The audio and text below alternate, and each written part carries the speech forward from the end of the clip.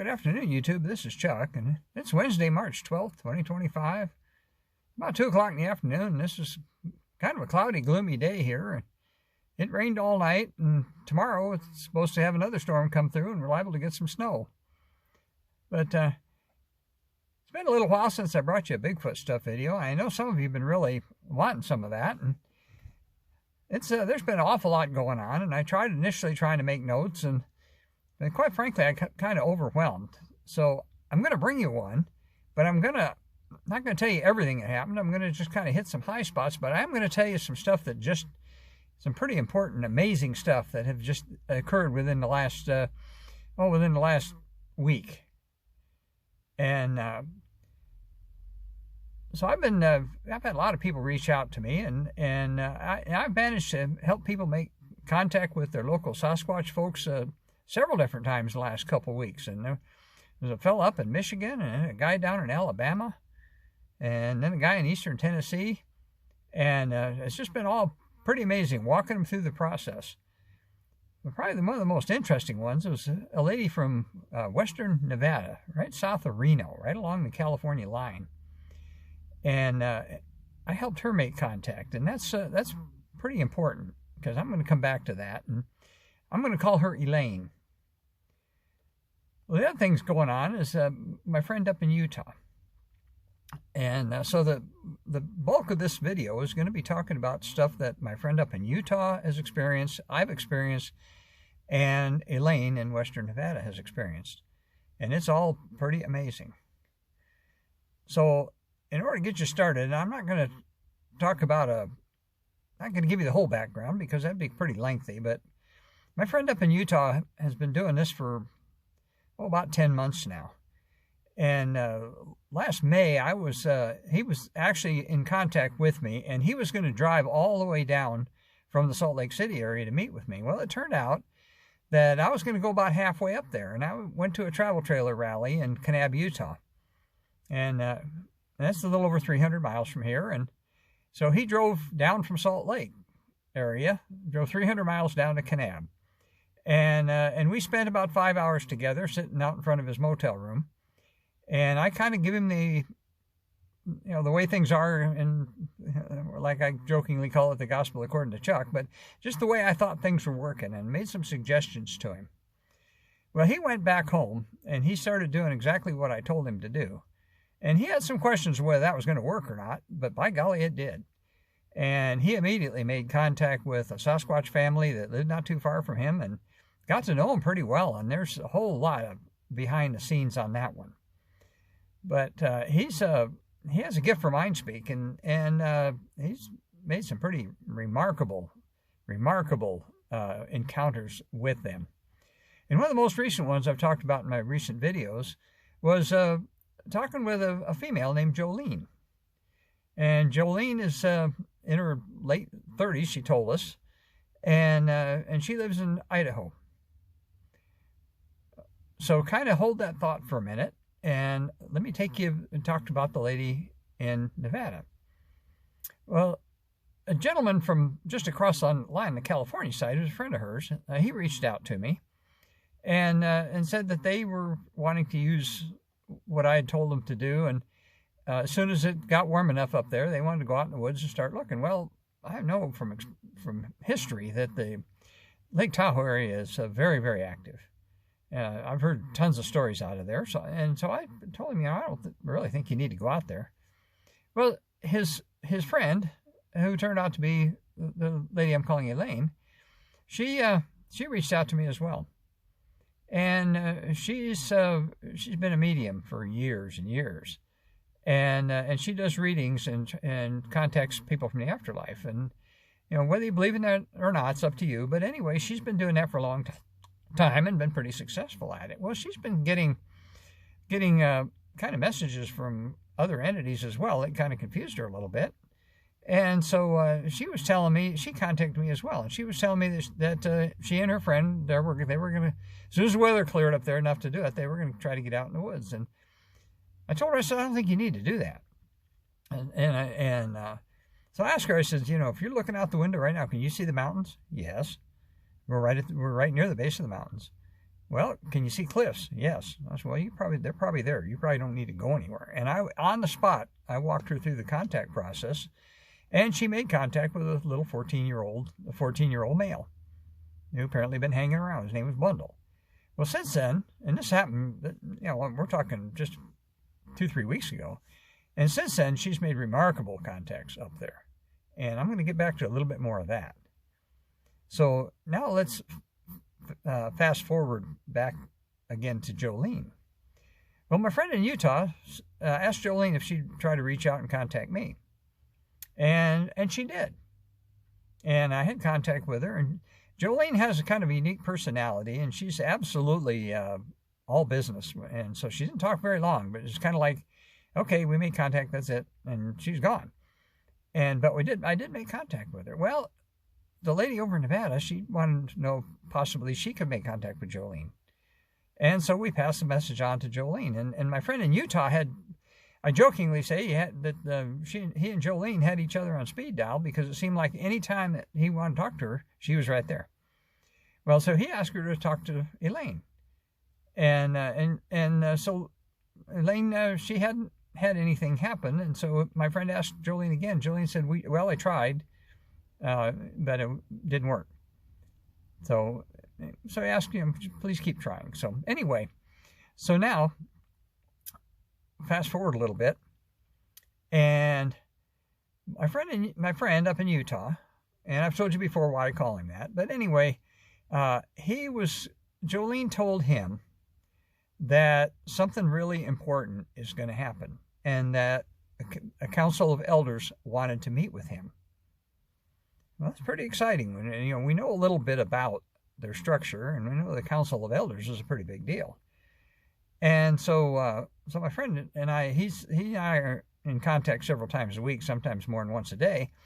And so he was telling me about this, and I said, yeah, this is pretty exciting. Well, he was not only excited, but he was kind of scared about it too. And we know where the meeting was supposed to take place, and so he asked Jolene, well, how am I going to get there? And well, it turned out they were going to take him by portal. And so, man, he was, he's excited about that. And so anyway, he asked when this meeting was going to be. And he was told it would be before the next full moon. Well, the next full moon is this coming Friday, 2 days from now. And there's also going to be an eclipse. And I'm not sure how big a deal that eclipse is going to be, but I've been reading a little bit about it.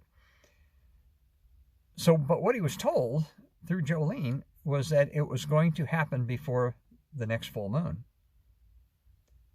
Okay. Well, folks, it did happen. It happened last Saturday. Now, I'm not going to say where the meeting was, even though we talked about it, but I don't want to draw undue attention to one particular area. So anyway,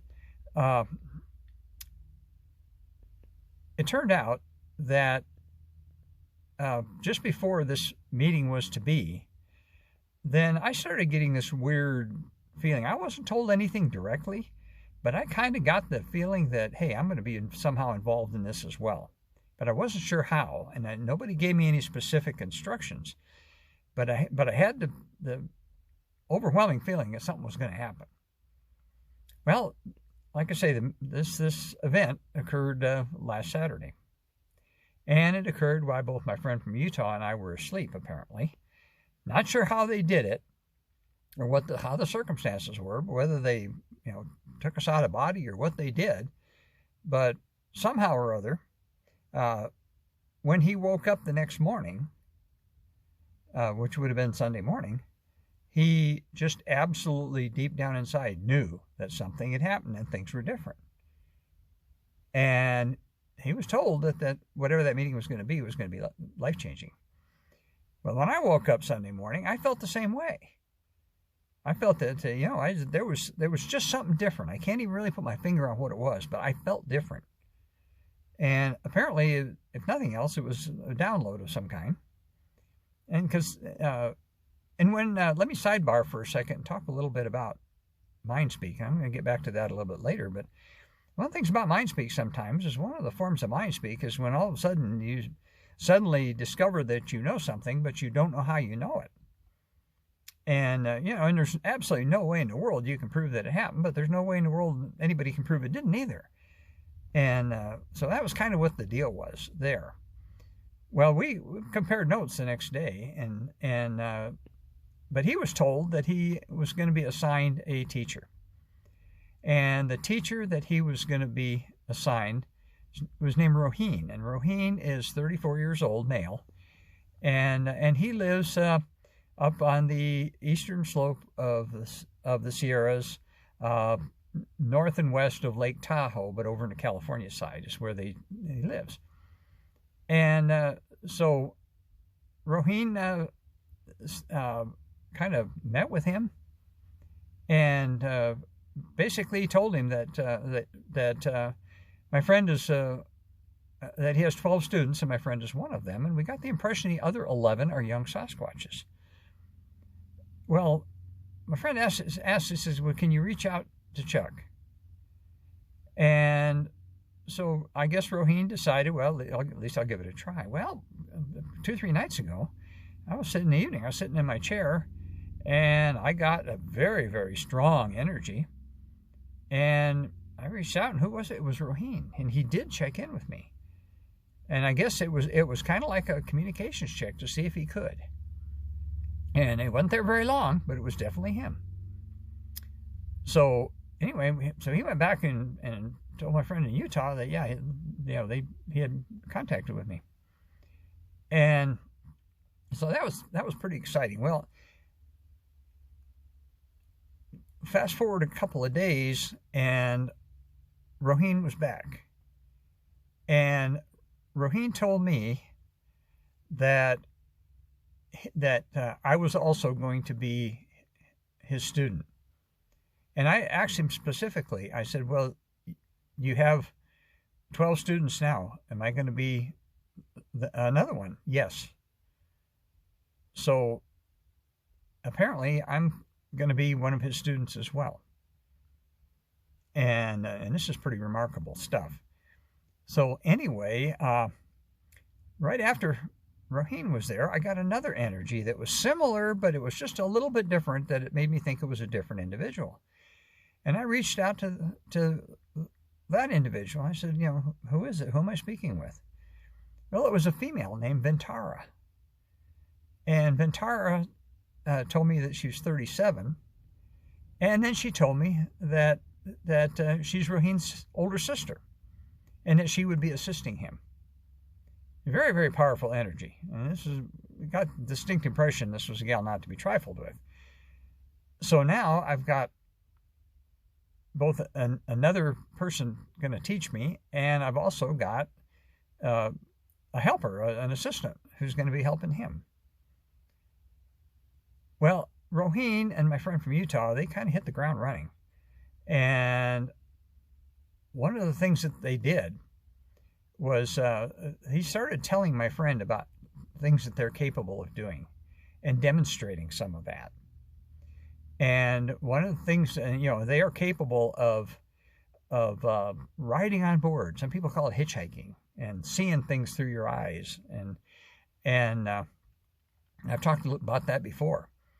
And it's happened to me, and it happens to him pretty regularly. And he actually he's actually had him go to work with him, and he's explained what he does for a living and given him a tour of his office, and even more stuff than that. But anyway, so Roheen, he and Roheen have been almost every morning. They spend a little bit of time together, and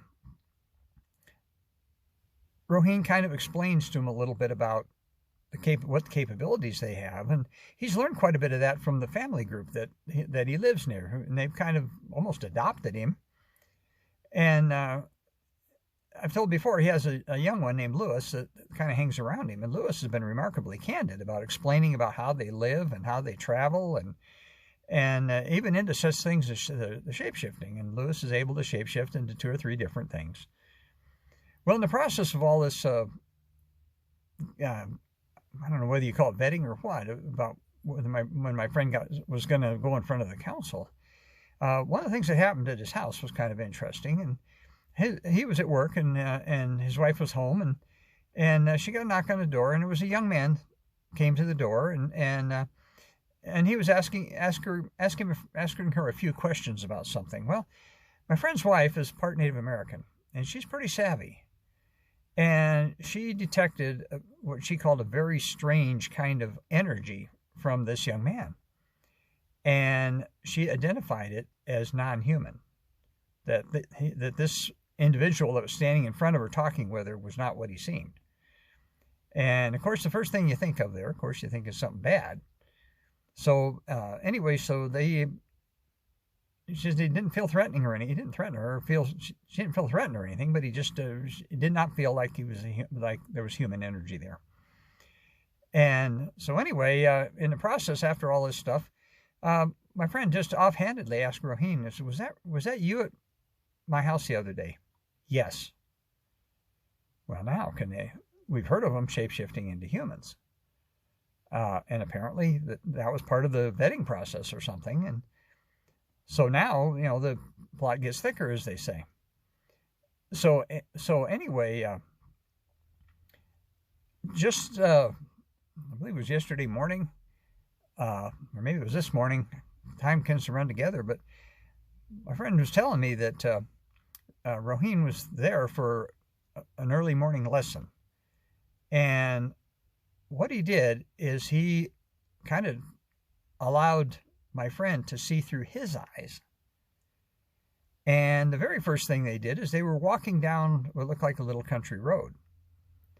And then they kind of stepped off to the side into the woods, and they were standing about 10 feet behind a tree line looking through the trees. And lo and behold, a covered wagon goes by.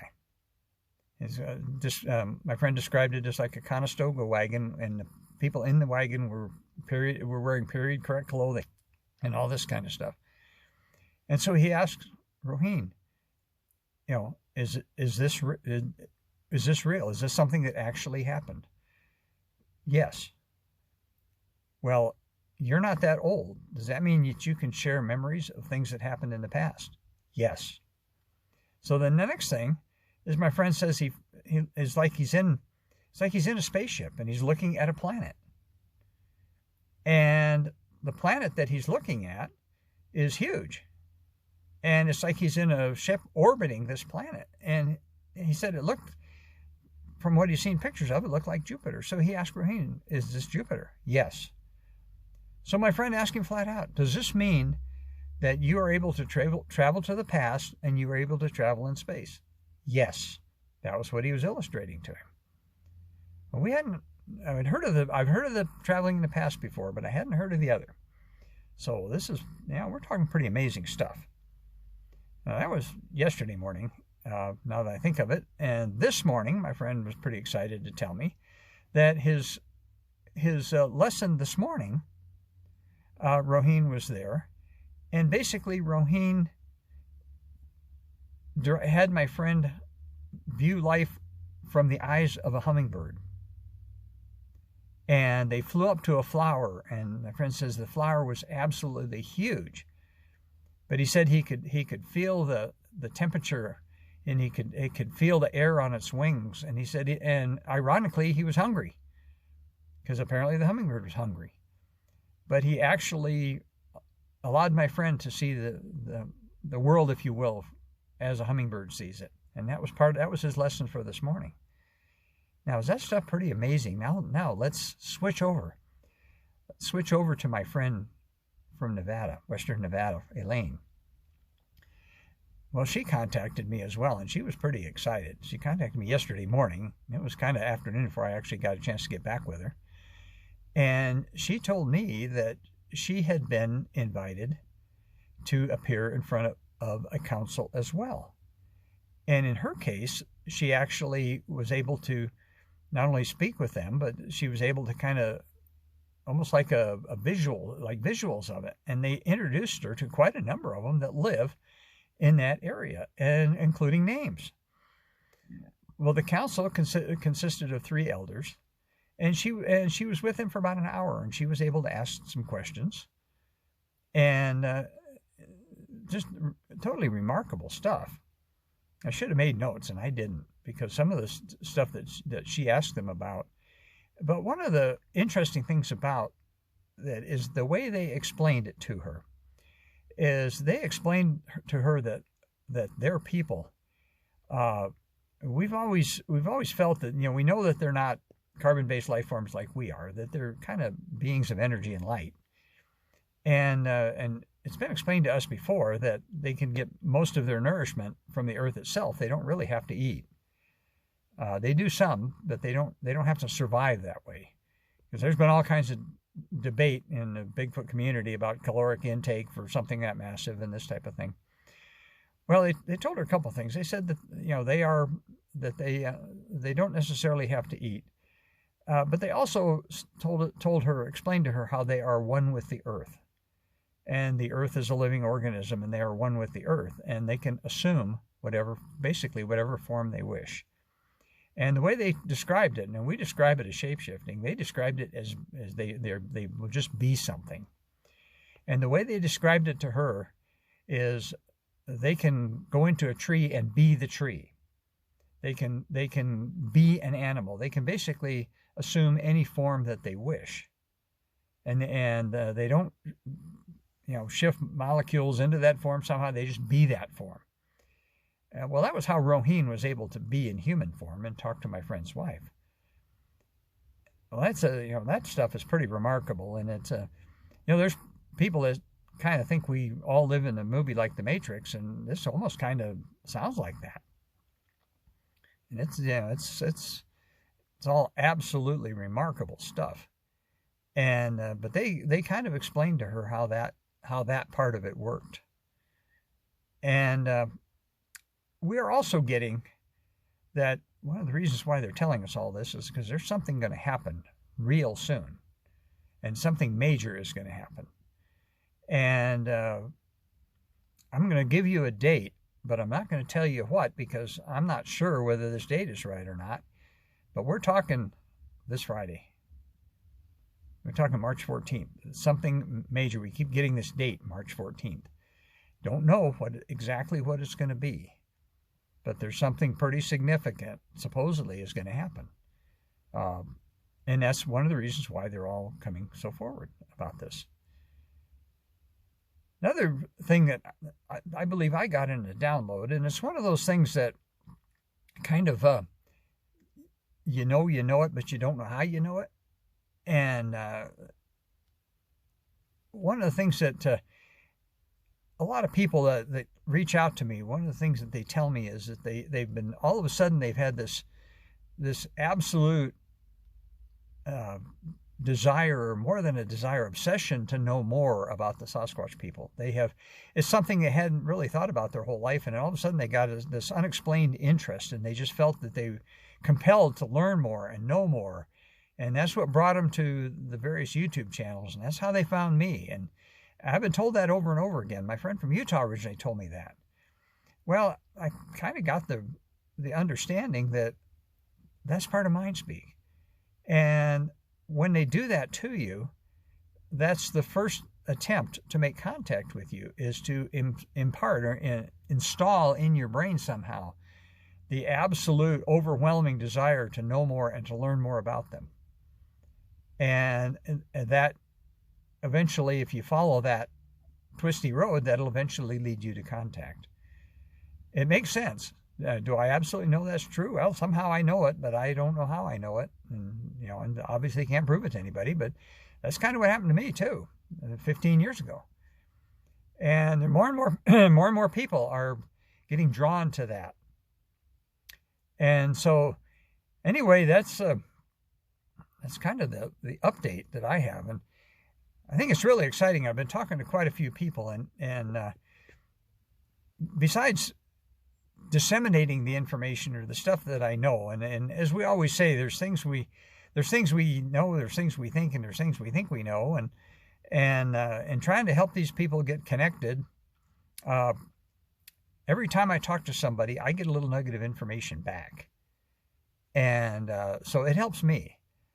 And this meeting with or this phone calls and stuff with Elaine from Nevada, the stuff that she's learned in the last couple of days, that's just absolutely remarkable, and it's filled in some of my puzzle pieces as well.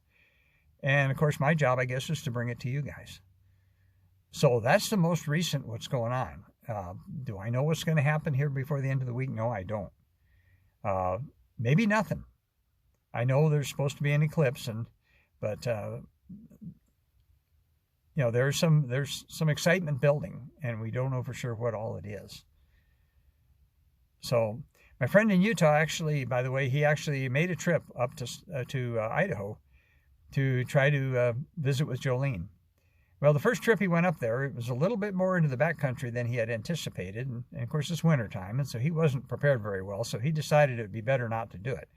But he has plans now to go back up there better prepared, and Jolene has actually told him where to go, and so he's bound determined he wants to go up there and see if he can meet with her face to face, and that'll be really interesting to see if that happens. But in the meantime, I tell you, buckle your seatbelt, because this is really, really getting interesting, getting way, way out there, and there's even more to it than I've talked about here. So let me tell you about one other thing. Those of you that watch my channel for a long time, heard me for a long time. I was talking a lot about a fellow I called Alabama Al. And quite some time ago, Alabama Al and his wife found out that she was pregnant. And there's a whole story behind that, and I don't have time. I'm not going to go through the whole thing here. But those of you who've been around long enough will know what I'm talking about. Well, the baby's due this week. And I haven't heard yet from him, but I did hear from him last week, and he brought me kind of up to date on what's going on. The other thing that happened with him is he was interviewed by one of the big YouTube channels, and that interview has not aired yet, and I'll let you know when it does. But when it does, I guess then he'll be out, and we'll use his real name because he'll be going public, and that's going to be interesting as well. And there's a lot more behind the scenes on that story as well.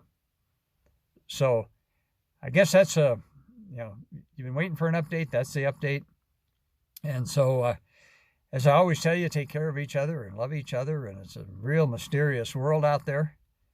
And we're learning about it little bits at a time. And it's just absolutely amazing. So, I'm going to be back with you again here, another one. And, together we'll see what happens. If anything happens this Friday, if we're still around, we'll talk about it later. So right now, let me just tell you, until I talk to you again, peace out.